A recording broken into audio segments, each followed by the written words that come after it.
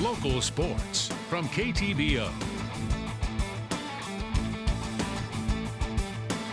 Good evening, everybody. Let's start with boys high school basketball. Kirksville lost to Fulton 62-30. La Plata was home to face Northwestern on senior night. The visitors in blue jumped out to a 12-0 lead. Jaden Humphrey would tip it in.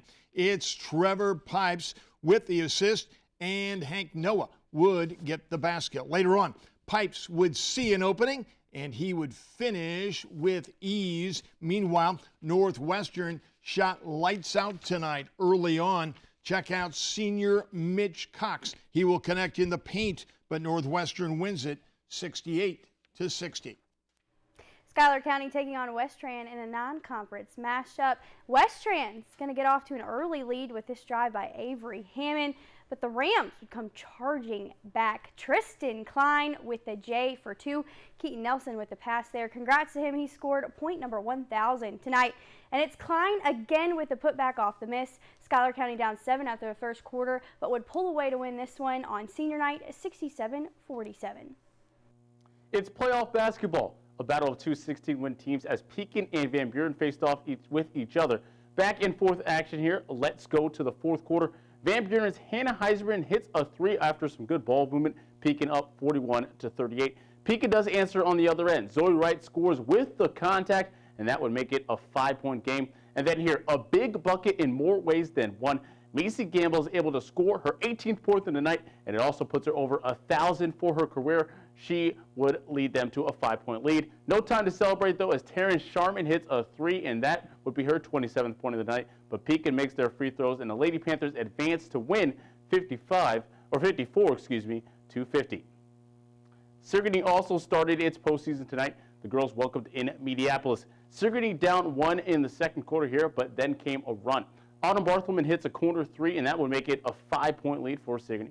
And then a few possessions later, Brooke Wachter able to find Anna Olin with a nice feed, and that makes it a 7-0 Sigourney run. And then 2 minutes to go in the half, Brooke Wachter hits one from the corner as well, and that would make it a 10-point lead for Sigourney. They roll on to win from there, 62-42.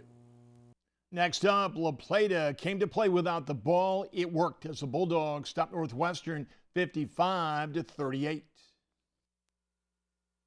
I thought we defended pretty well for the most part. You know, we had some lacks in there a little bit, but I thought Kelsey stepped up and attacked the basket like we know she can, and like we need her to do. I thought she had a pretty good game too.